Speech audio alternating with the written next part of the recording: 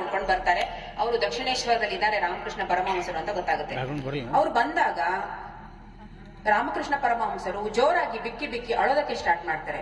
ಅಂದ್ರೆ ಅದರ ಅರ್ಥ, ಹೇಗೆ ವಿವೇಕಾನಂದರು ಒಬ್ಬ ಯೋಗ್ಯ ಗುರುವಿನ ಹುಡುಕಾಟದಲ್ಲಿದ್ರು, ಅದೇ ತರ ರಾಮಕೃಷ್ಣ ಪರಮಹಂಸರು ಕೂಡ ಒಬ್ಬ ಶ್ರೇಷ್ಠ ವಿದ್ಯಾರ್ಥಿಯ ಹುಡುಕಾಟದಲ್ಲಿದ್ರು, ಶಿಷ್ಯನ ಹುಡುಕಾಟದಲ್ಲಿದ್ರು. ಆ ರೀತಿ ಯೋಗ್ಯ ಗುರುಗಳು, ಯೋಗ್ಯ ಶಿಷ್ಯರು ಇರುವ ಜಾಗ ಯಾವುದು ಅಂತಂದ್ರೆ ಅದು ಶಾಲಾ ಕಾಲೇಜುಗಳು. ಅರಿಸ್ಟಾಟಲ್ ಬಗ್ಗೆ ಅವಳಿಗೆ ಹೇಳಿದ್ಲು, ಅರಿಸ್ಟಾಟಲ್ ಗೊತ್ತಿಲ್ಲದ ವಿದ್ಯಾ ಅಂತ. ನನ್ಗೊಂದು ಇನ್ಸಿಡೆಂಟ್ ನೆನಪಾಯ್ತು. ಅರಿಸ್ಟಾಟಲ್ ಮತ್ತೆ ಅಲೆಕ್ಸಾಂಡರ್ ಗುರು ಶಿಷ್ಯರು, ನಿಮ್ಗೆ ಗೊತ್ತಿದೆ, ಯೋಗ್ಯರಾದ ಗುರು ಯೋಗ್ಯ ಶಿಷ್ಯ. ಅವರಿಬ್ರು ಅಥೆನ್ಸ್ ನಗರವನ್ನ ವೇಷ ಬದಲಾಯಿಸಿಕೊಂಡು ತಿರುಗಾಡ್ತಾ ಇರ್ತಾರೆ. ಸ್ವಲ್ಪ ಮಳೆ ಬಂದಿರುತ್ತೆ, ಒಂದು ಹಳ್ಳ ಜೋರಾಗಿ ಹರಿತಿರುತ್ತೆ.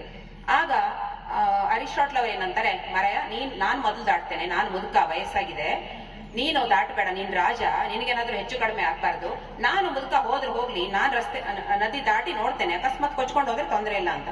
ಅದಕ್ಕೆ ಅಲೆಕ್ಸಾಂಡರ್ ಹೇಳ್ತಾನೆ, ಎಲ್ಲಾದ್ರೂ ಉಂಟಾ ಗುರುಗಳೇ, ನಾನೇನಾದ್ರೂ ಹೋದ್ರೆ ಒಬ್ಬ ರಾಜ ಹೋದ ಅಷ್ಟೇ, ನಿಮ್ಗೇನು ಆಗ್ಬಾರ್ದು, ಯಾಕಂದ್ರೆ ನನ್ನಂತಹ 100 ಅಲೆಕ್ಸಾಂಡರ್ಗಳನ್ನ ತಯಾರು ಮಾಡೋ ಶಕ್ತಿ ನಿಮ್ಗಿದೆ ಅಂತ ಹೇಳಿ ಆತ ಗುರುಗಳಿಗೆ ಹೇಳ್ತಾನೆ. ಈ ಶಾಲಾ ಕಾಲೇಜುಗಳು ನಮ್ಮ ಅಸ್ಮಿತೆಯನ್ನ, ಅಂದ್ರೆ ನಮ್ಮ ಐಡೆಂಟಿಟಿಯನ್ನ ರೂಪಿಸ್ತಾ ಇರ್ತವೆ. ನಮ್ಮೆಲ್ಲರಿಗೂ ಬಹಳಷ್ಟು ಅಸ್ಮಿತೆಗಳಿವೆ. ಉದಾಹರಣೆಗೆ, ನಾನೊಂದು ತಾಯಿ, ನಾನೊಂದು ಮಗಳು, ನಾನೊಬ್ಬ ಪತ್ನಿ, ನಾನೊಬ್ಬಳು ಉಪನ್ಯಾಸಕಿ, ನಾನು ಇಂಥ ಜಾತಿಗೆ ಸೇರಿದವಳು, ಇಂಥ ಧರ್ಮಕ್ಕೆ ಸೇರಿದವಳು ಅಂತ ಬೇಕೋ ಬೇಡವೋ ನಮಗೆ ಹಲವಾರು ಅಸ್ಮಿತೆಗಳಿವೆ. ಆದ್ರೆ ನಿಮಗೂ ಅಷ್ಟೇ, ಒಬ್ಬೊಬ್ಬರಿಗೆ ಬೇಕಾದಷ್ಟು ಅಸ್ಮಿತೆ, ಐಡೆಂಟಿಟಿ ಇದೆ. ಆದ್ರೆ ನಾವೆಲ್ಲರೂ ಹೆಮ್ಮೆ ಪಡಬೇಕಾದ ಅಸ್ಮಿತೆ ಯಾವುದು ಅಂತಂದ್ರೆ ನಾವೆಲ್ಲ ಕನ್ನಡಿಗರು ಅನ್ನುವ ಅಸ್ಮಿತೆ. ಯಾಕೆಂತಂದ್ರೆ ಕನ್ನಡ ಅನ್ನೋದು ಕೇವಲ ಒಂದು ಕಮ್ಯುನಿಕೇಟಿವ್ ಲ್ಯಾಂಗ್ವೇಜ್ ಅಥವಾ ಸಂಪರ್ಕ ಭಾಷೆ ಅಲ್ಲ. ಕನ್ನಡ ಅನ್ನೋದು ಅದರಲ್ಲಿ ಒಂದು ಕನ್ನಡತನ, ಅದರಲ್ಲಿ ಹಲವಾರು ಆಯಾಮಗಳಿವೆ ಕನ್ನಡತನಕ್ಕೆ. 1411ರಲ್ಲಿ ಒಂದು ಶಾಸನ ಇರುತ್ತೆ, ಲಕ್ಷ್ಮೀಧರ ಮಾತೆನ ಶಾಸನ ಅಂತ ಹೇಳ್ತಾರೆ.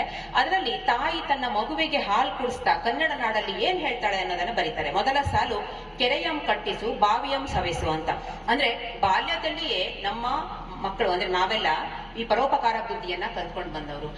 ಆದ್ರೆ ರಾಜರು ಕೆರೆ ಕಟ್ಸ್ತಾರೆ, ಬಾವಿ ಕಟ್ಸ್ತಾರೆ, ಮಂತ್ರಿಗಳು ಕಟ್ಸ್ತಾರೆ. ಆದ್ರೆ ನಮ್ಮ ಕನ್ನಡ ನಾಡು ಯಾಕೆ ಪರೋಪಕಾರ ಅಂತ ನಾನು ಹೇಳಿದೆ ಅಂತಂದ್ರೆ, ಎಂತಹ ಪುಣ್ಯ ಭೂಮಿ ನಮ್ಮ ಕರ್ನಾಟಕ ಅಂತಂದ್ರೆ, ಇಲ್ಲಿ ದೇಹ ಮಾರಿಕೊಂಡು ಜೀವನ ಸಾಗಿಸುವ ಒಬ್ಬ ವೇಶ್ಯೆಯು ಕೂಡ ಕೆರೆ ಕಟ್ಸಿದ್ದಾಳೆ. ಅದನ್ನ ನೀವು ಸೂಳೆ ಕೆರೆ ಅಂತ ಕರೀರಿ, ಗರ್ತಿ ಕೆರೆ ಅಂತ ಹೆಸರು ಬದಲಾಯಿಸಿ ಅದು ಸಂಬಂಧ ಇಲ್ಲ. ಆ ಕೆಲಸ ಮಾಡಿ ಹಣ ಸಂಪಾದಿಸಿದನ್ನ ಊರಿನ ಉದ್ಧಾರಕ್ಕೆ ಹಾಕ್ಬೇಕಂತ ಅವಳಿಗೆ ಮನಸ್ಸಾಯ್ತಲ್ಲ. ಹಾಗಾಗಿ ಕನ್ನಡತನ ಅನ್ನೋದು ಬಹಳ ದೊಡ್ಡ ಒಂದು ಸಂಗತಿ, ಪರೋಪಕಾರದ ಸಂಗತಿ.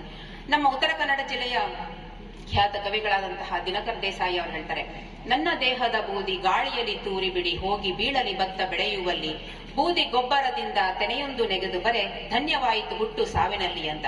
ಅಂದ್ರೆ ನಾನು ಸತ್ತ ಮೇಲೆ ನನ್ನ ಬೂದಿಯಿಂದ ಒಂದೇ ಒಂದು ತೆನೆ ನೆಗೆದು ಬಂದರೂ ಕೂಡ ನನ್ನ ಜನ್ಮ ಸಾರ್ಥಕ ಅನ್ನುವಂತಹ ಕವಿಗಳಿದ್ದಾರೆ ಇಲ್ಲಿ, ಅಂತಹ ಜನಗಳಿದ್ದಾರೆ. ಹಾಗಾಗಿ ಯಾಕೆ ಇದನ್ನು ಹೇಳಿದೆ ಅಂತಂದ್ರೆ, ಶಾಲಾ ಕಾಲೇಜುಗಳಿಗೆ ಕೇವಲ ನಾವು ಮಾರ್ಕ್ಸ್ ತಗೊಳಕ್ ಮಾತ್ರ ಬರೋದಿಲ್ಲ. ಎಲ್ಲರೂ ಅದನ್ನು ಹೇಳಿದ್ದಾರೆ, ಬಹಳ ಚೆನ್ನಾಗಿ ಮಾತಾಡಿದ್ರು SP ಸಾಹೇಬ್ರು. ಮಾರ್ಕ್ಸ್ ತಗೊಳಕ್ ಬರೋದಿಲ್ಲ, ಕೇವಲ ಅಂಕ ಗಳಿಕೆಗೆ ಮಾತ್ರ ಅಲ್ಲ, ಹಲವಾರು ಮೌಲ್ಯಗಳನ್ನ ನಾವು ಕಲೀಲಿಕ್ಕೆ ಬರ್ತೇವೆ. ಶಿಕ್ಷಣ ಸಂಸ್ಥೆ ಅಂದ್ರೆ ಎಲ್ಲರನ್ನ ಒಳಗೊಂಡಿರೋದು, ಶಿಕ್ಷಣ ಕಲಿಯೋದು ಅಂದ್ರೆ ಎಲ್ಲರನ್ನ ಒಳಗೊಳ್ಳೋದು ಹೇಗೆ ಅನ್ನೋದನ್ನ ನಾವು ಕಲಿಯೋದು. ಅಂದ್ರೆ ಇನ್ಕ್ಲೂಸಿವ್ ಆದದ್ದು. ಇನ್ಕ್ಲೂಸಿವ್ ಅಂತಂದ್ರೆ ಎಲ್ಲರೂ ಯಾರು ಅವ್ರವ್ರನ್ನು ಭೇದ ಭಾವ ಇಲ್ಲದೇನೆ ಒಳಗೊಳ್ಳೋದು. ಕೆಲವೊಂದರಲ್ಲಿ ನೀವು ದೊಡ್ಡ ದೊಡ್ಡ ಕಂಪನಿಗಳಲ್ಲಿ ಅಡ್ವರ್ಟೈಸ್ ಹಾಕಿರ್ತಾರೆ, ಎಕ್ಸ್ಕ್ಲೂಸಿವ್ಲಿ ಫಾರ್ ಅಂತ. ಆದ್ರೆ ಶಾಲಾ ಕಾಲೇಜುಗಳು ಎಕ್ಸ್ಕ್ಲೂಸಿವ್ ಅಲ್ಲ. ಎಕ್ಸ್ಕ್ಲೂಸಿವ್ ಅಂದ್ರೆ ಶ್ರೀಮಂತರಿಗೆ ಮಾತ್ರನೋ ಅಥವಾ ಕೆಲವರನ್ನ ಬಿಟ್ಟಿರುತ್ತೆ. ನನ್ಗೆ ಒಂದು ಎಕ್ಸಾಂಪಲ್ ಕೊಡ್ಬೇಕು ಅನ್ಸುತ್ತೆ. ನೀವು ಇಂದಿನ ವಿದ್ಯಾರ್ಥಿಗಳಾಗಿರೋದ್ರಿಂದ ಈ ಇನ್ಕ್ಲೂಸಿವ್ ಅಂದ್ರೇನು, ಎಕ್ಸ್ಕ್ಲೂಸಿವ್ ಅಂದ್ರೇನು ಅಂತ. ನೀವು ದೊಡ್ಡ ದೊಡ್ಡ ಬ್ರ್ಯಾಂಡ್ಗಳ ಹೆಸರು ಕೇಳಿದಿರ, ಲೂಯಿ ವಿಟಾನ್ ಕಂಪನಿ, ಬರ್ಬೇರಿ ಕಂಪನಿ, ಅಂತಾರಾಷ್ಟ್ರೀಯ ಬ್ರ್ಯಾಂಡ್ಗಳು. ಅವ್ರದ್ದು ಒಂದು ಔಟ್ಫಿಟ್ಗೆ $500, ಅಂದ್ರೆ 45,000ದಿಂದ ಒಂದು ಔಟ್ಫಿಟ್ನ ಬೆಲೆ ಶುರುವಾಗುತ್ತೆ. ಪ್ರತಿ 2 ವರ್ಷಕ್ಕೊಂದ್ಸಲ ಹೊಸ ಹೊಸ ಟ್ರೆಂಡ್ ಚೇಂಜ್ ಆಗ್ತಿರುತ್ತೆ, ಹೊಸ ಹೊಸ ಶರ್ಟ್ಗಳೆಲ್ಲ ಬರ್ತಿರ್ತವೆ. ಅವ್ರು 2 ವರ್ಷ ಆದ್ಮೇಲೆ ಖರೀದಿ ಮಾಡೋರು ಕಡಿಮೆ ಆಗ್ತಾರೆ. ಅವರು ಅದನ್ನ 50% ಸೇಲ್ ಹಾಕಿ ರೀಸೇಲ್ ಮಾಡೋದಿಲ್ಲ, ಅಥವಾ $500 ಇರೋದನ್ನ $300 ಮಾಡೋದಿಲ್ಲ. ಅವ್ರು ಏನ್ ಮಾಡ್ತಾರೆ ಅಂತಂದ್ರೆ, ನನ್ಗೆ ಬಹಳ ಆಶ್ಚರ್ಯ ಆಯ್ತಿದೆ ಕೇಳಿದಾಗ, ಆ ಔಟ್ಫಿಟ್ ಅನ್ನೆಲ್ಲ ಅವರು ನಾಶ ಮಾಡ್ತಾರೆ, ಸುಟ್ಟು ಹಾಕ್ಬಿಡ್ತಾರೆ. ಅಷ್ಟು ಲಕ್ಷಾಂತರ ಬೆಲೆ ಬಾಳುವ ಮೌಲ್ಯದ. ಅಂದ್ರೆ 2018ರಲ್ಲಿ ಬರ್ಬೆರಿ ಎನ್ನುವಂತಹ ಒಂದು ಕಂಪನಿ $35 ದಶಲಕ್ಷ ಮೌಲ್ಯದ ಬಟ್ಟೆಯನ್ನ ಸುಟ್ಟು ಹಾಕುತ್ತೆ. ಅಂದ್ರೆ ಕನ್ನಡದಲ್ಲಿ ಲೆಕ್ಕ ಮಾಡ್ಬೇಕಂದ್ರೆ ಅದರ ಮುಂದೆ 6 ಸೊನ್ನೆ ಹಾಕಿ 90ರಿಂದ ಗುಣಿಸಿ ಅದು ಎಷ್ಟು ಕೋಟಿ ಅಂತ ಗೊತ್ತಾಗುತ್ತೆ. ಯಾಕೆ ಹಂಗ್ ಮಾಡ್ತಾರಂದ್ರೆ, ಶ್ರೀಮಂತರಿಗೆ ಮಾತ್ರ ಮೀಸಲಾಗಿರ್ಬೇಕು ಆ ಬ್ರ್ಯಾಂಡ್ಗಳು, ಬೇರೆ ಯಾರು ಅದನ್ನ ಹಾಕಬಾರದು ಅನ್ನುವ ಒಂದು ಉದ್ದೇಶ. ಆದ್ರೆ ನಮ್ಮ ಅದೃಷ್ಟ ನೋಡಿ, ನಮ್ಗೆಲ್ಲರಿಗೂ ಎಜುಕೇಶನ್ ಮುಕ್ತವಾಗಿ ಸಿಗ್ತಿದೆಯಲ್ಲ, ಎಕ್ಸ್ಕ್ಲೂಸಿವ್ ಆಗಿಲ್ಲ ನಮ್ಮ ದೇಶದಲ್ಲಿ ಎಜುಕೇಶನ್. ಅದಕ್ಕೆ ನಾವು BR ಅಂಬೇಡ್ಕರ್ ಅಂತಹ ಮಹನೀಯರನ್ನ ನಾವು ಇವತ್ತು ನೆನಪಿಸ್ಕೊಳ್ಬೇಕಾಗತ್ತೆ. ಹಾಗಾಗಿ ನಾವೆಲ್ಲ ಒಳಗೊಳ್ಳೋದು. ಇದನ್ನ ಗಾಂಧೀಜಿಯವರ ಒಂದು ಘಟನೆ ನೆನಪಾಗುತ್ತೆ. ಗಾಂಧೀಜಿಯವರು ಕ್ವಿಟ್ ಇಂಡಿಯಾ ಮೂವ್ಮೆಂಟ್ನ ತಯಾರಿಲಿರ್ತಾರೆ ಜೋರಾಗಿ. ಇಲ್ಲಿ ದೊಡ್ಡಮೇಟಿ ಅವರ ಮನೆಗೆ ಅವರ ಅಜ್ಜ ನನಗೆ ಬಹಳ ಥ್ರಿಲ್ ಆಯ್ತು. ಗಾಂಧೀಜಿಯವರು ಬಂದ ಮನೆಯಲ್ಲಿ ಓಡಾಡಿದವರು ವಾಸವಾಗಿದ್ದವರು ಇಲ್ಲಿ ಇದ್ದಾರೆ. ನನಗೆ ಬಹಳ ಹೆಮ್ಮೆ ಸರ್, ಅದೃಷ್ಟವಂತರು ಸರ್ ನೀವು, ಗಾಂಧೀಜಿ ಬಂದ ಮನೆಯಲ್ಲಿ ನೀವು ಇದ್ದೀರಾ. ಹಾಗಾಗಿ ಅವರು ಕೇಳ್ತಾರೆ ಏನಂತಂದ್ರೆ, ಒಬ್ಬ ಪರಚೂರು ಶಾಸ್ತ್ರಿ ಅಂತ ಒಬ್ಬ ಕುಷ್ಠರೋಗ ಪೀಡಿತರ ಪಂಡಿತ ಅವರು, ಅವರನ್ನ ಮನೆಯಿಂದ ಹೊರ ಹಾಕಿರ್ತಾರೆ. ಅವರು ಗಾಂಧೀಜಿ ಅವರಿಗೆ ಒಂದು ಕುಟೀರ ಕಟ್ಟಕ್ಕೆ ಹೇಳ್ತಾರೆ. ಮತ್ತೆ ನೀವು ಅವ್ರನ್ನೆಲ್ಲ ಅವರಿಗೆ ಇದ್ಕೊಡಿ ಅಂತ ಹೇಳ್ತಾರೆ. ಏನು ಅವರಿಗೆ ಟ್ರೀಟ್ ಮಾಡಕ್ ಗಾಂಧೀಜಿನೇ ಸೇವೆ ಮಾಡಕ್ ಶುರು ಮಾಡ್ತಾರೆ. ಆಶ್ರಮವಾಸಿಗಳೆಲ್ಲ ಹೇಳ್ತಾರೆ, ಏನ್ ಗಾಂಧೀಜಿ ನೀವು ಇಲ್ಲಿ ಭಾರತ ಬಿಟ್ಟು ತೊಲಗಿ ಚಳುವಳಿ ನಡೀತಾ ಇದೆ, ನೀವು ಹೋಗಿ ಒಬ್ಬ ಕುಷ್ಠರೋಗಿಯನ್ನ ಏನು ಈಗ ಸೇವೆ ಮಾಡ್ತಾ ಇದಿರಲ್ಲ, ಸರಿನಾ ಇದು ಅಂತ ಕೇಳ್ತಾರೆ. ಅದಕ್ಕೆ ಗಾಂಧೀಜಿ ಹೇಳ್ತಾರೆ, ಭಾರತಕ್ಕೆ ಸ್ವಾತಂತ್ರ್ಯ ಸಿಗೋದು ಎಷ್ಟು ಮುಖ್ಯನೋ, ಭಾರತದಿಂದ ಬ್ರಿಟಿಷರು ಹೋಗೋದು ಎಷ್ಟು ಮುಖ್ಯನೋ ಅಷ್ಟೇ ಮುಖ್ಯ ಭಾರತದಿಂದ ಕುಷ್ಠರೋಗ ನಿವಾರಣೆ ಆಗೋದು ಅಂತ ಅವರು ಬಹಳ ಚೆನ್ನಾಗಿ ಹೇಳ್ತಾರೆ. ಇದರರ್ಥ ಎಲ್ಲರನ್ನ ಒಳಗೊಳ್ಳುವುದು ಮತ್ತು ಎಲ್ಲವನ್ನ ಒಳಗೊಳ್ಳುವಂತಹ ಸಂಗತಿಗಳು. ನಿಮ್ಮ ಇಲ್ಲಿ ಒಂದು ಕಾಲೇಜಿನ ಬುಕ್ಲೆಟ್ ನಾನು ಸರ್ ಕೊಟ್ಟರು, ಪ್ರಿನ್ಸಿಪಾಲ್ ಸರ್ ಕೊಟ್ಟರು. ಪ್ರಿನ್ಸಿಪಾಲ್ ಸರ್ ಬಹಳ ಚೆನ್ನಾಗಿ ಮಾತಾಡಿದ್ರಿ, ಖುಷಿ ಆಯ್ತು. ಅದನ್ನು ಕೊಟ್ಟಾಗ ನಾನು ಅದ್ರಲ್ಲಿ ಓದ್ದೆ. ಅದರಲ್ಲಿ ಹಳೆ ಸ್ವಾಮೀಜಿಗಳೇ ಅನ್ಸುತ್ತೆ ಹೇಳಿದ ಒಂದು ನೆನಪಾಯ್ತು. ಸಾಮಾಜಿಕ ಜವಾಬ್ದಾರಿ ಬಗ್ಗೆ ಸ್ವಾಮೀಜಿಗಳು ಮಾತಾಡಿದ್ರು. ಎಷ್ಟು ಖುಷಿ ಆಯ್ತು ನನಗಂತಂದ್ರೆ, ಶಿವರಾಮ್ ಕಾರಂತರು ನನ್ಗೆ ನೆನಪಾಯ್ತು ಒಂದು ಮಾತು. ಅವರು ಒಂದು ಪ್ರಶಸ್ತಿ ವಿಜೇತ ಸಮಾರಂಭದಲ್ಲಿ ಅವರು ಪ್ರಶಸ್ತಿ ಸ್ವೀಕರಿಸಿ ಮಾತಾಡ್ತಾ ಹೇಳ್ತಾರೆ, ನನ್ನ ಜೀವನದ ಆಗುಹೋಗುಗಳನ್ನ ನೆನೆಸ್ಕೊಂಡ್ರೆ ನನ್ನೊಳಗೆ ಒಂದ್ ರೀತಿ ಏನು ಕೃತಜ್ಞತಾ ಭಾವ ಏನು ಆವರಿಸುತ್ತೆ ನನ್ನನ್ನ. ಹಿಂದಿನವರು ತಮ್ಮ ವಿದ್ಯೆಯನ್ನ, ತಮ್ಮ ಏನು ಸೃಜನಶೀಲತೆಯ ಫಲವನ್ನ ನಮಗೆ ಕೊಡದೆ ಹೋಗಿದ್ರೆ ನಾವು ಏನ್ ಮಾಡ್ಬೇಕಿತ್ತು ಅಂತ. ಅಂದ್ರೆ ನಮ್ಮ ಪ್ರತಿಯೊಂದು ನಮ್ಮ ಬದುಕು ಇವತ್ತು ನಾವು ಬದುಕಿರೋದೇ ಯಾರೋ ವಿಜ್ಞಾನಿಗಳ ಕೃಪೆಯಿಂದ. ಹಿಂದೆಲ್ಲ ಪ್ಲೇಗ್ ರೋಗ ಅಂತ ಬಂದಿದ್ರೆ ಬರೀ ಭಾರತದಲ್ಲಿ ಮಾತ್ರ ಅಲ್ಲ, ಇಂಗ್ಲೆಂಡ್ ಮತ್ತು ಯುರೋಪಿನ ಹಲವಾರು ದೇಶಗಳು, ಅಮೆರಿಕದ ದೇಶಗಳು, ಪ್ಲೇಗ್ ರೋಗ ಬಂತು ಅಂದ್ರೆ ಜನಸಂಖ್ಯೆಯ 1/3 ಭಾಗದಷ್ಟು ಜನ ಸತ್ತು ಹೋಗ್ಬಿಡ್ತಾ ಇದ್ರು. ಅವ್ರು ಯಾರು ಬದುಕ್ತಾ ಇರ್ಲಿಲ್ಲ. ಅಂತಹ ರೋಗಗಳಿಂದ ಮುಕ್ತಿ ಪಡೆಯೋದಕ್ಕೆ ದೊಡ್ಡ ದೊಡ್ಡ ವಿಜ್ಞಾನಿಗಳು ಹಗಲು ರಾತ್ರಿ ತಮ್ಮ ಲ್ಯಾಬೋರೇಟರಿಗಳಲ್ಲಿ ದುಡ್ಡಿದ್ದಾರೆ, ತಮ್ಮ ಜೀವನವನ್ನೇ ಪ್ರಣವಾಗಿಟ್ಟಿದ್ದಾರೆ. ಹಾಗಾಗಿ ಇವತ್ತು ನಾವು ಬದುಕಿರೋದಕ್ಕೆ ನಾವು ಬೇರೆಯವರಿಗೆ ನಾವು ಏನೋ ಕೃತಜ್ಞರಾಗಿರ್ಬೇಕು. ಇವತ್ತು ನಾವು ಭಯ ಭೀತಿ ಇಲ್ದನೆ ಮಾತಾಡ್ತಿದ್ದೇವೆ ಅಂತಂದ್ರೆ ಲಕ್ಷ ಜನ ಸ್ವಾತಂತ್ರ್ಯ ಹೋರಾಟಗಾರರ ಕಾರಣ. ಭಗತ್ ಸಿಂಗ್ ನೆನಪಾಗ್ತಾ ಇದೆ ನನಗೆ. ಅವನಿಗೆ 16 ವರ್ಷ. ಆವಾಗ ಅವರ ಚಿಕ್ಕಪ್ಪ ಕೇಳ್ತಾನೆ, ಭಗತ್ ಸಿಂಗ್ ಚಿಕ್ಕಪ್ಪ, ಏನ್ ಮಾಡ್ಬೇಕಂತಿದ್ಯಾ ನೀನು ಮುಂದೆ ಅಂತ ಕೇಳಿದಾಗ ಭಗತ್ ಸಿಂಗ್ ಹೇಳ್ತಾನೆ, ನಾನು ಬ್ರಿಟಿಷರನ್ನ ಈ ದೇಶದಿಂದ ಓಡಿಸ್ಬೇಕಂತಿದ್ದೇನೆ ಅಂತ ಹೇಳ್ತಾನೆ. ಆಗ ಅವ್ರ ಚಿಕ್ಕಪ್ಪ, ಏನು ಊಟ ಮಾಡ್ದಂಗ ಅನ್ಕೊಂಡ್ಯಾ, ಬ್ರಿಟಿಷರನ್ನ ಓಡಿಸೋದು ಮತ್ತು ಅವರ ಗುಂಡಿಗೆ ಎದೆ ಕೊಡೋದು ಅಷ್ಟು ಸುಲಭ ಇಲ್ಲ ಅಂತ ಹೇಳ್ತಾನೆ. ಇಲ್ಲ ಚಿಕ್ಕಪ್ಪ, ನಾನು ಮಾಡ್ತೇನೆ ಅಂತ ಹೇಳ್ತಾನೆ ಭಗತ್ ಸಿಂಗ್. ಅಲ್ಲೇ ಒಂದು ಮೇಣದ ಬತ್ತಿ ಉರಿತಿರುತ್ತೆ. ಆ ಮೇಣದ ಬತ್ತಿ ಮೇಲೆ ಕೈ ಹಿಡಿ ನೋಡೋಣ, ನಾನು ಹೇಳೋರಿಗೆ ತೆಗಿಬಾರ್ದು ಅಂತ ಹೇಳ್ತಾನೆ. ಇವನು ಭಗತ್ ಸಿಂಗ್ ಮೇಣದ ಬತ್ತಿ ಆದ್ರೆ ಕೈ ಹಿಡಿತಾನೆ. ಎಷ್ಟು ಚಿಕ್ಕಪ್ಪ ಕೇಳೋದಿಲ್ಲ. ಇವನ ಕೈಯಿನ ಮಾಂಸ ಎಲ್ಲ ಕರಗಿ ಬೀಳಕ್ ಶುರುವಾಗುತ್ತೆ, ರಕ್ತ ಮತ್ತೆ ಮಾಂಸ. ಆದ್ರೂ ಕೂಡ ಭಗತ್ ಸಿಂಗ್ ಕೈಯನ್ನ ತೆಗೆಯೋದಿಲ್ಲ. ಆಮೇಲೆ ಚಿಕ್ಕಪ್ಪನೇ ಸೋಲೊಪ್ಕೋತಾನೆ. ಅಂದ್ರೆ ಆ ಒಂದು ಧೈರ್ಯ, ಆ ಒಂದು ದಿಟ್ಟತನ ಬ್ರಿಟಿಷರ ನೇಣಿಗೆ ಕೊರಳೊಡ್ಡುವಾಗ್ಲೂ ಭಗತ್ ಸಿಂಗ್ಗೆ ಇತ್ತು. ಹಾಗಾಗಿ ಅಂತವರ ಋಣ ನಮ್ಮ ಮೇಲೆ ಇದೆ. ಸಾವಿತ್ರಿಬಾಯಿ ಫುಲೆ ಹೆಸರು ಕೇಳಿದಿರಾ? ಇವತ್ತು ಅರ್ಧ ಜನ ಹುಡುಗಿಯರಿದ್ದಾರೆ, ಇಲ್ಲಿ ಟೀಚರ್ಸ್ ಇದ್ದೀರಾ, ಮಕ್ಕಳಿದ್ದಾರೆ. ನಾನಿಲ್ಲಿ ಬಂದು ನಿಂತು ಮಾತಾಡ್ತಿದ್ದೇನೆ, ಮೇಡಮ್ ಇಲ್ಲಿ ಸ್ಟೇಜ್ ಅಲ್ಲಿ ಕೂತಿದ್ದಾರೆ ಅಂತಂದ್ರೆ ಅದಕ್ಕೆ ಸಾವಿತ್ರಿಬಾಯಿ ಫುಲೆಯಂತಹ ಹಲವಾರು ತ್ಯಾಗಿಗಳು ಕಾರಣ. ಸಾವಿತ್ರಿಬಾಯಿ ಫುಲೆ ಅವರು ಹೆಣ್ಮಕ್ಳಿಗೆ ಎಜುಕೇಶನ್ ಕೊಡ್ಬೇಕು ಅಂತ ಅಲ್ಲಿ ಪಾಠ ಮಾಡಕ್ ಹೋಗ್ಬೇಕಾದ್ರೆ ಜನ ಏನ್ ಅನ್ಕೊಂತಿದ್ರು, ಇವ್ರು ನಮ್ಮ ಭಾರತವನ್ನ ಹಾಳು ಮಾಡ್ತಾ ಇದ್ದಾಳೆ, ಹೆಣ್ಮಕ್ಳಿಗೆ ಎಜುಕೇಶನ್ ಕೊಡ್ತಾ ಇದ್ದಾಳೆ, ಯಾಕೆ ಹೆಣ್ಮಕ್ಳಿಗೆ ವಿದ್ಯೆ ಅಂತ ಹೇಳ್ಬಿಟ್ಟು ಹೋಗ್ತಾ ಬರ್ತಾ ಅವಳ ಮೈ ಮೇಲೆ ನೀರನ್ನ, ಕಸ ಗುಡಿಸಿದ ನೀರು, ಸಗಣಿ ನೀರು, ಆಮೇಲೆ ಕೊಟ್ಟಿಗೆ ತೊಳೆದ ನೀರನ್ನೆಲ್ಲ ಅವಳ ಮೈ ಮೇಲೆ ಎಸಿತಾ ಇದ್ರು. ನಾವಾದ್ರೆ ಯಾರಿಗ್ ಬೇಕು ಬಿಡು ಅಂತ ಹೇಳಿ ಮನೇಲೆ ಇರ್ತಿದ್ವೇನೋ. ಆದ್ರೆ ಸಾವಿತ್ರಿಬಾಯಿ ಫುಲೆ ಅವ್ರು ಏನ್ ಮಾಡಿದ್ರು, ಒಂದು ಬೇರೆ ಸೀರೆನ ಚೀಲದಲ್ಲಿ ಇಟ್ಕೊಂಡು ಹೋಗಿ ಬೇರೆ ಸೀರೆಯನ್ನ ಉಟ್ಟು ಮಕ್ಕಳಿಗೆ ಪಾಠ ಮಾಡಿ ವಾಪಸ್ ಬರ್ಬೇಕಾದ್ರೆ ಮತ್ತೆ ಅದೇ ಹಳೆ ಸೀರೆನ ಉಟ್ಕೊಂಡು ಬರ್ತಾ ಇದ್ರು. ಯಾಕಂದ್ರೆ ಮತ್ತೆ ಅವ್ರ ಮೇಲೆ ಆತರ ಕೆಸರು ಕೊಳಕನೆಲ್ಲ ಚೆಲ್ತಾ ಇದ್ರು. ಹಾಗಾಗಿ ಇವರೆಲ್ಲರ ತ್ಯಾಗ ನಮ್ಮ ಮೇಲಿದೆ. ಇವತ್ತು ನಾನು ಬೆಳಿಗ್ಗೆ ಇಡ್ಲಿ ತಿಂದೆ ಇಲ್ಲಿ, ಅಥವಾ ನೀವೇನೋ ತಿಂದಿರ್ತೀರಾ, ನಾನು ಹೋಟೆಲ್ ಅಲ್ಲಿ ದುಡ್ಡು ಕೊಟ್ಟೆ ತಿಂದೆ ಅಂತ ಹೇಳಕ್ ಆಗಲ್ಲ. ಅದು ಯಾವ ರೈತನ ಹೊರದಲ್ಲಿ ಬೆಳೆದಿದ್ದು, ಯಾವ ಕೈಗಳು ಅಡುಗೆ ಮಾಡಿದ್ದು, ಯಾರು ನಮಗೆ ಕೊಟ್ಟಿದ್ದು. ಇವತ್ತು ನಾನೊಂದು ಸೀರೆ ಉಟ್ಟಿದ್ದೇನೆ ಅಂದ್ರೆ ಅದು ಭಾರತದ ಉತ್ತರ ಪ್ರದೇಶದಲ್ಲಿ ಬೆಳೆದಿದ್ದು ಹತ್ತಿನೋ, ಅಥವಾ ರಾಜಸ್ಥಾನದಲ್ಲಿ ಬೆಳೆದಿದ್ದು, ಪಂಜಾಬ್ ಅಲ್ಲಿ ಬೆಳೆದಿದ್ದು. ಅದನ್ನ ನೇಯ್ದವ್ರು ಯಾರು, ಅದನ್ನ ಸೀರೆಗೆ ಬಣ್ಣ ಹಾಕಿದವ್ರು ಯಾರು, ಹೀಗೆ ನಮ್ಗೆ ಕಾಣದ ಕೈಗಳು ಹಲವಾರು ರೀತಿಯಲ್ಲಿ ಕೆಲಸ ಮಾಡ್ತಿರ್ತವೆ. ಹಾಗಾಗಿ ಅದನ್ನು ನಾವು ನೆನ್ಪಿಟ್ಕೋಬೇಕಾಗತ್ತೆ. ಹಂಗಂತ ನಮ್ಮ ಸಾಮಾಜಿಕ ಜವಾಬ್ದಾರಿ ಅಂದ್ರೆ ಅದನ್ನೇ, ನಮ್ಮ ಕರ್ತವ್ಯ ಕೂಡ ಇದೆ. ನಮ್ಮ ಕರ್ತವ್ಯ ಏನು ಅಂತಂದ್ರೆ, ಒಬ್ಬ ಅಜ್ಜಿ ಮೊಮ್ಮಗ ಹಿಮಾಲಯ ಪರ್ವತವನ್ನ ನೋಡಕ್ ಹೋಗಿರ್ತಾರೆ. ಹಿಮಾಲಯ ಪರ್ವತ, ಅಜ್ಜಿ ಹೇಳ್ತಾಳೆ, ನೋಡು ಚಿನ್ನದ ತರ ಹೊಳಿತಾ ಇದೆ ಹಿಮಾಲಯ ಪರ್ವತ ಅಂತ ಹೇಳಿದಾಗ, ಅಜ್ಜಿ ಹೇಳಿದಾಗ ಮೊಮ್ಮಗ ಹೇಳ್ತಾನೆ, ಅಜ್ಜಿ ನಾವೊಂದ್ 2 kg ಕಿತ್ಕೊಂಡು ಹೋಗೋಣ ಹಾಗಾದ್ರೆ ಅಂತ ಕೇಳ್ತಾನೆ. ಅಜ್ಜಿ ಕಿತ್ಕೊಂಡು ಹೋಗೋದು ಬೇಡ ಅಂತ ಹೇಳೋದಿಲ್ಲ. ಅಜ್ಜಿ ಏನಂತಾಳೆ, ಅಲ್ಲ ಪುಟ್ಟ, ನಿನ್ನೆ ಮೊನ್ನೆ ಬಂದವರು ಕೂಡ ನಮ್ ತರನೇ 2 kg ಕಿತ್ಕೊಂಡು ಹೋಗಿದ್ರೆ ನಮಗೆ ನೋಡಕ್ ಸಿಗ್ತಾ ಇತ್ತಾ ಇವತ್ತು ಅಂತ ಅಜ್ಜಿ ಕೇಳ್ತಾಳೆ. ಅಂದ್ರೆ ವಿವೇಕವನ್ನ ಹೇಳುವಂತಹ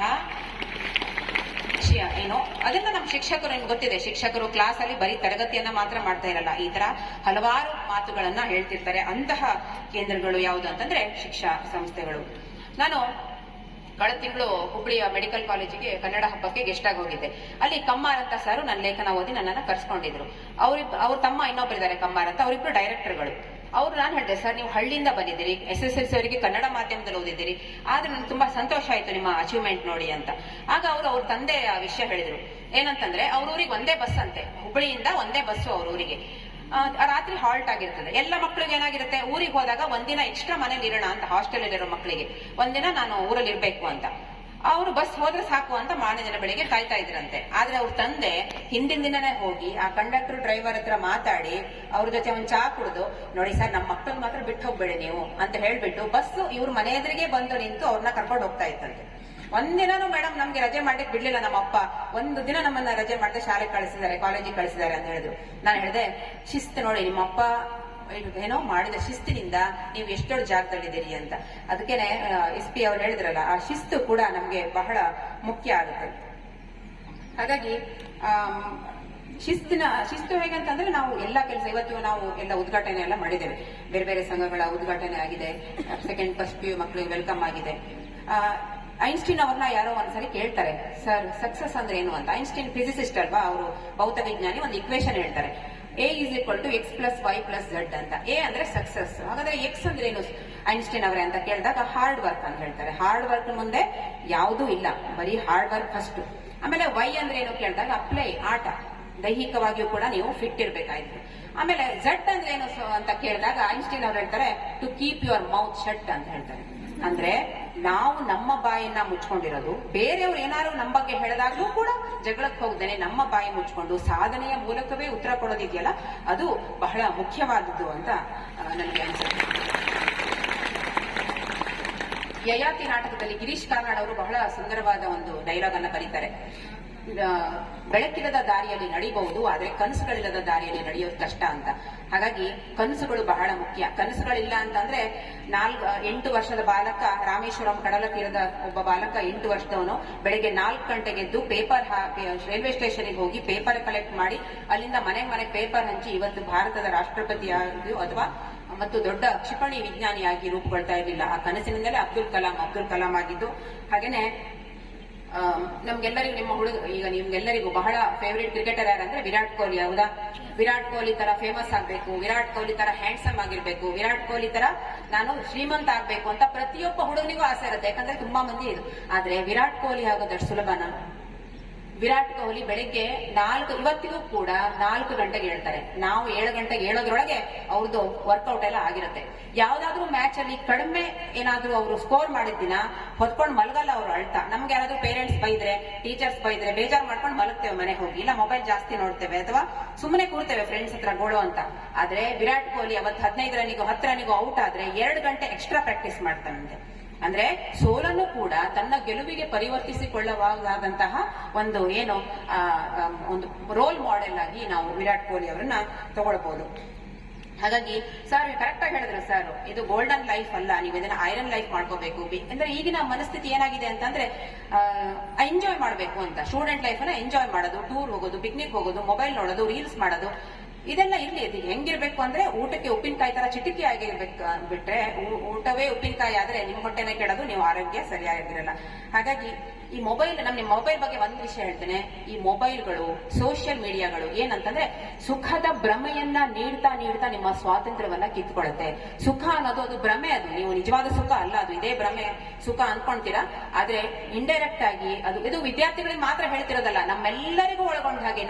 ನಿನ್ನೆ ಬಸ್ಸಲ್ಲಿ ಬರ್ತಾ ಇದ್ದೆ ನಾನು, ಇದರಿಂದ ಏನು ಅಕ್ಕಪಕ್ಕ ಕೂತವರು ಪಕ್ಕದಲ್ಲಿ ಯಾರು ಇರ್ತಾರಂತಿಲ್ಲ, ರೀಲ್ಸ್ ಓಡಿಸ್ತಿದಾರೆ, ಪುರ್ಸತ್ತಿಲ್ಲ. ಈ ಕಡೆ ಒಂದು ಹಾಡು ಬರ್ತಾ ಇದೆ, ಆ ಕಡೆ ಒಂದು ಹಾಡು ಬರ್ತಾ ಇದೆ, ಹೆಂಗಸರು, ಮಕ್ಕಳು, ಗಂಡಸರು, ಹುಡುಗರು ಎಲ್ಲರೂ ರೀಲ್ಸ್ ನೋಡ್ತಾ ಬರ್ತಾರೆ. ಒಂದು ಅಚ್ಚಿಗಿಚ್ಚೋರ ಹತ್ರ ಮಾತಾಡೋಕ್ಕೂ ಕೂಡ ಪುರ್ಸತ್ತಿಲ್ಲ ಯಾರಿಗೂ. ಆ ರೀತಿ ಆ ಮೊಬೈಲಿನ ಮೋಹಕ್ಕೆ ನಾವೆಲ್ಲ ಸಿಕ್ಕಾಕೊಂಡ್ಬಿಟ್ಟಿದ್ದೇವೆ. ಅಂದ್ರೆ ಈ ಸುಖದ ಭ್ರಮೆಗೆ ಬಿದ್ರೆ ಅದರಿಂದ ಹೊರಗೆ ಬರೋದು ಬಹಳ ಕಷ್ಟ. ಕ್ಯಾಲಿಫೋರ್ನಿಯಾದಲ್ಲಿ ಆಲ್ಕಟ್ರಾಸ್ ಅಂತ ಒಂದು ಜೈಲಿದೆ. ಅದು ಅಮೆರಿಕದ ಅತ್ಯಂತ ನಟೋರಿಯಸ್ ಇರ್ತಾರಲ್ಲ ಅವರನ್ನ ಅಲ್ಲಿ ಇರ್ತಾರೆ ಆ ಜೈಲಲ್ಲಿ.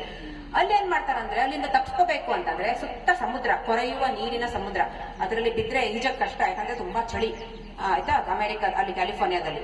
ಅದಕ್ಕೆ ಬ್ರಿಟಿಷ್ ಆದ್ರೂ ತಪ್ಸ್ಕೊಂಡು ಹೋಗೋರಿದ್ರು. ಅದಕ್ಕೆ ಅಲ್ಲಿ ಅಧಿಕಾರಿಗಳೇನ್ ಮಾಡ್ತಾರೆ, ಎಲ್ಲರಿಗೂ ಬಿಸಿ ನೀರಿನ ಸ್ನಾನ ಡೈಲಿ, ಬಿಸಿ ಬಿಸಿ ಬಿಸಿ ನೀರಿನ ಸ್ನಾನ ಕಂಪಲ್ಸರಿ ಮಾಡ್ಬೇಕು ಅವ್ರು. ಯಾಕೆ ಅಂತ ಗೊತ್ತಾಯ್ತಾ ನಿಮ್ಗೆ? ಇಲ್ಲಿ ಬಿಸಿ ನೀರಿನ ಸ್ನಾನ ಮಾಡಿದಾಗ ಖುಷಿ ಅನ್ಸತ್ತೆ ಬಿಸಿ ನೀರಿನ ಸ್ನಾನ ಮಾಡ್ಬೇಕಾದ್ರೆ, ಆದ್ರೆ ದ ಮೊಮೆಂಟ್ ಅವ್ನು ತಪ್ಸ್ಕೊಂಡು ಅಲ್ಲಿ ಬಿದ್ದಾಗ 1 ಗಂಟೆಯಲ್ಲಿ ಅವನಿಗೆ ಆ ಚಳಿನ ತಡ್ಕೊಳಕ್ ಆಗೋದಿಲ್ಲ. ಅಂದ್ರೆ ಯಾವ್ದನ್ನ ಸುಖ ಅಂತ ಅವ್ರು ತಿಳ್ಕೊಂಡಿರ್ತಾರೆ, ನಿಜವಾದ ಸಮಸ್ಯೆಯ ಸಾಗರಕ್ಕೆ ಬಿದ್ದಾಗ ಆ ಸುಖ ಯಾವ ಲೆಕ್ಕಕ್ಕೂ ಬರೋದಿಲ್ಲ ಅನ್ನೋದನ್ನ ವಿದ್ಯಾರ್ಥಿಗಳಿಗೆ ನಾನು ಈ ನಿಟ್ಟಿನಲ್ಲಿ ಹೇಳೋದಕ್ಕೆ ಗಾಂಧೀಜಿಯವರು ಹೇಳ್ತಾರೆ, ಮನುಷ್ಯ ತನ್ನನ್ನು ತಾನು ವಂಚಿಸಿಕೊಂಡಷ್ಟು ಬೇರೆ ಯಾರನ್ನು ವಂಚನೆ ಮಾಡ್ಕೊಳಕ್ ಸಾಧ್ಯ ಇಲ್ಲ ಅಂತ. ನಾವು ಅಪ್ಪನ ವಂಚನೆ ಮಾಡಬಹುದು, ಅಮ್ಮನ್ನ ವಂಚನೆ ಮಾಡಬಹುದು, ಗುರುಗಳನ್ನ ವಂಚನೆ ಮಾಡಬಹುದು, ಯಾರನ್ನ ಬೇಕಾದ್ರೂ ವಂಚನೆ ಮಾಡಬಹುದು. ಆದ್ರೆ ನಮ್ಮನ್ನ ನಾವು ವಂಚನೆ ಮಾಡ್ಕೊಳ್ಳೋದು, ನಮ್ಮನ್ನ ನಾವು ಜಾಸ್ತಿ ವಂಚನೆ ಮಾಡ್ಕೊಳ್ತಿರ್ತೇವೆ. ಅದು ನಮ್ಗೆ ಗೊತ್ತಾದ ದಿನ ನಾವು ಯಶಸ್ಸಿನ ಎಡೆಗೆ ಹೆಜ್ಜೆ ಇಡ್ತೇವೆ. ಹಾಗಾಗಿ ನಮ್ಮ ಈ ಶಿಸ್ತನ್ನ ನಾವು ಬೇರೆ ಯಾರ ಜೊತೆನೂ ನಾವು ಏನೋ ಇದ್ ಮಾಡಕ್ಕಾಗಲ್ಲ. ಯಾಕಂದ್ರೆ ನಮ್ಮ ಶಿಸ್ತನ್ನ ನಾವೇ ಮಾಡ್ಬೇಕು, ನಮ್ಗೆ ಹಶ್ವಾದ್ರೆ ನಾವೇ ಊಟ ಮಾಡ್ಬೇಕು. ಹಾಗಾಗಿ ಕೆಲವೊಂದೆಲ್ಲ ಸ್ಕಿಪ್ ಮಾಡ್ತೇನೆ, ಟೈಮ್ ಆಗ್ತಾ ಇದೆ. ಮತ್ತೆ ಸ್ನೇಹಿತರೆ, ನಾವು ಬಹಳ ಮುಖ್ಯವಾಗಿ ಮಾಡ್ಬೇಕು ಅಂತಂದ್ರೆ ಎಕ್ಸ್ಟ್ರಾ ಕರಿಕ್ಯುಲರ್ ಆಕ್ಟಿವಿಟೀಸ್ ಏನಂತಂದ್ರೆ ಓದ್ಬೇಕು ನಾವು. ಅಯ್ಯೋ, ಈ ನಿಮ್ಗಷ್ಟೇ ಅಲ್ಲ, ನಾನು ಕೂಡ ಈಗ ಓದೋದಕ್ಕೆ ಟೈಮ್ ಟೇಬಲ್ ಹಾಕೊಂಡಿದ್ದೇನೆ. ಅಂತಂದ್ರೆ ಇಲ್ಲ ಕೊರಿಯನ್ ಡ್ರಾಮಾಗಳು ಕರೀತಾ ಇರ್ತವೆ, ಇಲ್ಲ ಯಾವ್ದಾದ್ರು ಸಿನಿಮಾಗಳು ಕರೀತಾ ಇರ್ತವೆ, ಏನು ಮಾಡಕ್ಕಾಗಲ್ಲ. ನಮ್ಮ ಎಲ್ಲರ ಪರಿಸ್ಥಿತಿ, ನಿಮ್ಮ ಪರಿಸ್ಥಿತಿ ಮಾತ್ರ ಅಲ್ಲ, ನಮ್ಮೆಲ್ಲರ ಪರಿಸ್ಥಿತಿನೂ ಹಾಗೆ ಆಗಿದೆ. ಓದೋದಕ್ಕೂ ಕೂಡ ಟೈಮ್ ಟೇಬಲ್ ಹಾಕೊಂಡು ಮಾಡುವಂತ ಪ್ರಸಂಗ ಬಂದಿದೆ. ಓದೋದ್ರಿಂದ ಏನಾಗುತ್ತೆ, ಉದಾಹರಣೆಗೆ ನಾನು ಚಿಕ್ಕಮಗಳೂರು ಶಿವಮೊಗ್ಗದಿಂದ ಬಂದವರು, ನಾವು ಕುವೆಂಪು ಅಲ್ಲಿ ಅವರು. ಕುವೆಂಪು ಓದೋದ್ರಿಂದ ನಾನು ಏನ್ ಕಲ್ತ್ಕೊಂಡೆ ಅಂತಂದ್ರೆ, ಕುವೆಂಪುರವರ ಕಾದಂಬರಿಗಳನ್ನ, ಕುವೆಂಪುರವರ ಕವಿತೆಗಳನ್ನ ಓದಿದಾಗ ನಿಮ್ಗೆ ನಾವು ತಿಳ್ಕೊಳ್ಳೋ ಒಂದೇ ಒಂದು ಸಂಗತಿ ಅಂದ್ರೆ, ಜಗತ್ತಿನ ಯಾವ ವ್ಯಕ್ತಿಯು, ಜಗತ್ತಿನ ಯಾವ ವಸ್ತುವು ಕೂಡ, ಯಾವ ಜೀವಿಯೂ ಕೂಡ ಯಕಶ್ಚಿತ್ತಲ್ಲ, ಯಾರು ಕೂಡ ಕನಿಷ್ಠ ಅಲ್ಲ. ಎಲ್ಲರಿಗೂ ಅವರದ್ದೇ ಆದ ವ್ಯಕ್ತಿತ್ವ ಮತ್ತು ಅವರದ್ದೇ ಆದ ಅಸ್ತಿತ್ವ ಇದೆ ಅಂತ ಅವ್ರು ಹೇಳ್ತಾರೆ.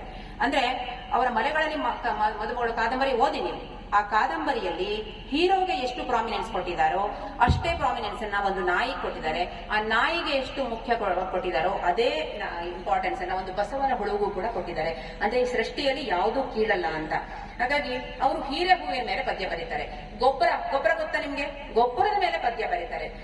ನೋಡಿ, ಅವರು ಚೆನ್ನಾಗಿದೆ ಅದು. ಬೇರುಗಳಿಗಿಲ್ಲದಿರೆ ಗೊಬ್ಬರಂ ಹೇಳನಗೆ ವೃಕ್ಷಕ್ಕೆಲ್ಲಿಯದು ಹೂವಿನ ಹಬ್ಬ ಅಂತ ಹೇಳ್ತಾರೆ. ಬೇರುಗಳಿಗೆ ಗೊಬ್ಬರನೇ ಇಲ್ಲದೆ ಹೋದ್ರೆ ಮರಕ್ಕೆ ಹೂ ಎಲ್ಲಿ ಆಗಕ್ ಸಾಧ್ಯ ಅಂತ ಹೇಳ್ತಾರೆ. ಹಾಗಾಗಿ ಇವೆಲ್ಲ ಇದಕ್ಕೆ ಸರಳತೆ ಇದೆಲ್ಲ, ಅಷ್ಟು ಸರಳವಾಗಿ ಅವರು ಹೇಳ್ತಾರೆ. ಇನ್ನೊಂದು ಉದಾಹರಣೆ ಕುವೆಂಪುದ ಹೇಳ್ಬೇಕು ಅಂತಂದ್ರೆ, ಅವರ ಸ್ವರ್ಗದ ದ್ವಾರದ ಯಕ್ಷ ಪ್ರಶ್ನೆ ಅಂತ ಒಂದು ಕವನ. ಅದರಲ್ಲಿ ಸತ್ತು ಸ್ವರ್ಗಕ್ಕೆ ಹೋಗ್ತಾರೆ ಅವರು, ಅವರೇ ಬರ್ಕೊಂಡಿದ್ದಾರೆ. ಸ್ವರ್ಗಕ್ಕೆ ಹೋಗ್ತಾರೆ, ಅಲ್ಲಿ ಪ್ರಶ್ನೆ ಕೇಳ್ತಾರೆ ಅವರಿಗೆ, ಏನಂತಂದ್ರೆ ನೀನ್ ಯಾರು ಅಂತ ಕೇಳ್ತಾರೆ. ಅವ್ರು ಹೇಳ್ತಾರೆ, ನಾನು ಕುವೆಂಪು, ಬಾಗಿಲು ತೆರೆಯೋದಿಲ್ಲ. ನಾನು ವೈಸ್ ಚೇರ್ಮನ್, ಬಾಗಿಲು ತೆರೆಯೋದಿಲ್ಲ. ನಾನು ಪದ್ಮಭೂಷಣ ಪ್ರಶಸ್ತಿ ವಿಜೇತ, ಜ್ಞಾನಪೀಠ ಪ್ರಶಸ್ತಿ ವಿಜೇತ, ಬಾಗಿಲು ತೆರೆಯೋದೇ ಇಲ್ಲ. ಏನ್ ಹೇಳಿದ್ರು ಬಾಗಿಲು ತೆರೆಯೋದಿಲ್ಲ. ಲಾಸ್ಟಿಗೆ ಅವ್ರೇನಂತಾರೆ, ನಾನ್ ಹೇಮಿ ಗಂಡ ಅಂತ ಹೇಳ್ತಾರೆ. ಅವ್ರ ಹೆಂಡತಿ ಹೆಸರು ಹೇಮಾವತಿ. ನಾನ್ ಹೇಮಿ ಗಂಡ ಅಂದ್ರೆ ಬಾಗಿಲು ತೆಕ್ಕೊಳತ್ತೆ. ಅಂದ್ರೆ ನಾನು ಏನ್ ಹೇಳಕ್ ಹೊರಟಿರೋದು ಅಂತಂದ್ರೆ, ನಮ್ಮ ಭುಜ ಕೀರ್ತಿಗಳನ್ನ, ನಮ್ಮ ಅಹಂಕಾರಗಳನ್ನ ಬಿಟ್ಟು ನಾವು ಸರಳವಾಗಿರೋದಿದೆಯಲ್ಲ, ಇದು ಬಹಳ ಮುಖ್ಯವಾದದ್ದು ಅಂತ. ಬೇಂದ್ರೆ ಅವರ ಕವನಗಳನ್ನು ಓದಿದಿರಲ್ವಾ ನೀವು? ಬೇಂದ್ರೆ ಅವರನ್ನ ಯಾರೋ ಕೇಳ್ತಾರೆ, ಅಜ್ಜಾರ ನೀವು ಕನ್ನಡದಾಗ ಬಹಳ ಚಂದ ಪದ್ಯ ಬರೀತೀರಿ ಅಜ್ಜಾರ ಅಂತ ಕೇಳ್ತಾರೆ. ಅದಕ್ಕೆ ಬೇಂದ್ರೆ ಅವರು ಹೇಳ್ತಾರೆ, ಬಹಳ ಎಷ್ಟು ಸರಳ ನೋಡಿ. ಬೇಂದ್ರೆ ಅವರು ಕನ್ನಡಕ್ಕೆ ಒಂದು ಹೊಸ ಇದನ್ನು ಕೊಟ್ಟವರು. ಅವ್ರು ಏನಂತಾರೆ ಅಂದ್ರೆ, ಅದು ಹಂಗಲ್ಲ ತಮ್ಮ, ಬೇಂದ್ರೆ ಚೆನ್ನಾಗಿ ಬರೀತಾನೆ ಅಲ್ಲ, ಪದ್ಯ ಬರೆಯಾಕ ಕನ್ನಡನೇ ಚಂದ ಐತಿ ಅಂತ ಹೇಳ್ತಾರೆ. ಅಂದ್ರೆ ಸರಳತೆ ಅನ್ನೋದು ಯಾವ್ಯಾವ ರೀತಿ ದೊಡ್ಡ ದೊಡ್ಡ ವ್ಯಕ್ತಿಗಳಲ್ಲಿ ಅಂತ. ಡಾಕ್ಟರ್ ರಾಜ್ಕುಮಾರ್ ಅವ್ರನ್ನ ಅಶೋಕ ಹೋಟೆಲ್ ಅಲ್ಲಿ ಒಂದ್ಸರಿ ಇಳಿಸಿರ್ತಾರೆ. ಬೆಳಿಗ್ಗೆ ಹೋಗಿ ನಿರ್ಮಾಪಕರು ನೋಡಿದ್ರೆ ರಾಜ್ಕುಮಾರ್ ಇಲ್ಲ ಅಲ್ಲಿ. ಹೋಗಿ ನೋಡಿದ್ರೆ ಪಕ್ಕದಲ್ಲಿ ಸಾಧಾರಣ ಹೋಟೆಲ್ ಅಲ್ಲಿ ಅವರ ಬೇರೆ ಬೇರೆಯವರಿಗೆಲ್ಲ ಅಲ್ಲಿ ವ್ಯವಸ್ಥೆ ಮಾಡಿರ್ತಾರೆ. ರಾಜ್ಕುಮಾರ್ ಅವರು ಸೀದಾ ಅಲ್ಲಿ ಹೋಗಿರ್ತಾರೆ. ಯಾಕೆ ರಾಜ್ಕುಮಾರ್ ಅವರ ನೀವು ಇಲ್ಲಿ ಬಂದ್ರೆ, ನಿಮ್ಗೆ ಅಶೋಕ ಹೋಟೆಲ್ ಇದೆ, ಸ್ಟಾರ್ ಹೋಟೆಲ್ ಅಲ್ಲಿ ನಾವು ವ್ಯವಸ್ಥೆ ಮಾಡಿದ್ವಲ್ಲ ಅಂತ ಹೇಳಿದಾಗ ರಾಜ್ಕುಮಾರ್ ಹೇಳ್ತಾರೆ, ಅಯ್ಯೋ ರಾತ್ರಿ ಊಟಕ್ಕೆ ಬಿಲ್ ನೋಡ್ಬಿಟ್ಟೆ ಕಣಪ್ಪ, ನಿಂಗೆ ಕಷ್ಟ ಆಗುತ್ತೆ ಅಂದ್ರೆ, ನಿರ್ಮಾಪಕನಿಗೆ ಕಷ್ಟ ಆಗುತ್ತೆ ಅಂತ ನಾನು ಅಲ್ಲಿ ಚೆಕ್ಔಟ್ ಮಾಡ್ಕೊಂಡು ಈ ಹೋಟೆಲ್ಗೆ ಬಂದ್ಬಿಟ್ಟೆ ಅಂತ. ಅಂದ್ರೆ ದೊಡ್ಡ ವ್ಯಕ್ತಿಗಳು ಯಾವಾಗ್ಲೂ ಕೂಡ ಸರಳರಾಗಿರ್ತಾರೆ ಅನ್ನೋದನ್ನ ನಾನು ಈ ಒಂದು ಎಕ್ಸಾಂಪಲ್ ಅನ್ನ ಹೇಳಿದೆ. ಹಾಗೆ ಇದರಿಂದ ಸರ್ ಕೀಳರಿಮೆ ಬಗ್ಗೆ ಮಾತಾಡಿದ್ರು. ಈ ಒಂದು ಸರಳತೆಯನ್ನು ಕಲಿತಾಗ ನಾವು ಬೇರೆಯವ್ರ ಜೊತೆ ಹೋಲಿಕೆ ಮಾಡ್ಕೊಳ್ಳಲ್ಲ, ನಮ್ಮನ್ನು ನಾವು ಕೀಳಾಗಿ ನೋಡ್ಕೊಳ್ಳಲ್ಲ. ನಮ್ಗೊಂದು ವಿಷಯ ನೆನಪಿರಬೇಕು, ಇಲ್ಲಿ ನಾವಿಷ್ಟು 2,500 ಜನ ಇದ್ದೇವಲ್ಲ, ನಾವೆಲ್ಲರೂ ಯೂನಿಕ್ ಆಗಿದ್ದೇವೆ, ನಾವೆಲ್ಲ ವಿಶಿಷ್ಟ ವ್ಯಕ್ತಿಗಳು. ನಮ್ಮ ಒಬ್ಬರ ತರ ನಾವೊಬ್ರು ಯಾರು ಇಲ್ಲ. ಹಾಗಾಗಿ ನಮ್ಮ ಕೀಳರಿಮೆಯನ್ನ ಈ ಮಲ್ಟಿನ್ಯಾಷನಲ್ ಕಂಪನಿಗಳು ದುರುಪಯೋಗ ಪಡಿಸ್ಕೊಂತ ಇದ್ದಾವೆ. ನೀನು ಬೆಳ್ಳಿಗಿರ್ಬೇಕು, ನೀನು ಹಾಗಿರ್ಬೇಕು, ಹೀಗಿರ್ಬೇಕು ಅಂತ ನಾವು ಇದರಲ್ಲಿ ಕಂಪನಿಗಳು ಹೇಳ್ತಾವಲ್ಲ. ನಮ್ಮ ಕೀಳರಿಮೆ ಹೆಚ್ಚಾದಷ್ಟು ಆ ಕಂಪನಿಗಳ ಮಾರುಕಟ್ಟೆ ವ್ಯಾಲ್ಯೂ ಜಾಸ್ತಿ ಆಗುತ್ತೆ ಅಷ್ಟೇನೆ. Our inferiority complex is directly proportional to their profit. ನನಗೆ ಅಯ್ಯೋ ನಾನು ಕಪ್ಪಿದ್ದೇನೆ ಅಂತ ನಾನು ಇಷ್ಟು ಕ್ರೀಮ್ ಹಚ್ತೇನೆ, ಅವಾಗ ಯಾರಿಗೆ ಲಾಭ ಆಗೋದು ಅವರಿಗೆ. ಹಾಗಾಗಿ ಇದನ್ನ ನಾವು ನೆನ್ಪಿಟ್ಕೋಬೇಕಾಗುತ್ತೆ. ರಿಚರ್ಡ್ ಫೇನ್ಮನ್ ಅವರು ಒಬ್ಬ ಫಿಸಿಕ್ಸ್ ಇವರು, ಅವರಿಗೆ ನೊಬೆಲ್ ಪ್ರಶಸ್ತಿ ಸಿಕ್ಕಿದೆ. ಅವ್ರು ಹೇಳ್ತಾರೆ, I am an atom in this universe, at the same time I am a universe of atoms ಅಂತ ಹೇಳ್ತಾರೆ. ಅಂದ್ರೆ ಈ ಜಗತ್ತಿನಲ್ಲಿ ನಾನೊಂದು ಅಣು. ಈ ರೀತಿಯ ಒಂದು ಹಂಬಲ್ನೆಸ್, ವಿನಯ ನಮ್ಗಿರ್ಬೇಕು. ಬರೀ ವಿನಯ ಇದ್ಬಿಟ್ರೆ ಸಾಕಾಗಲ್ಲ, ಒಂದು ಆತ್ಮವಿಶ್ವಾಸ ಇರಬೇಕು. ಏನಂತಂದ್ರೆ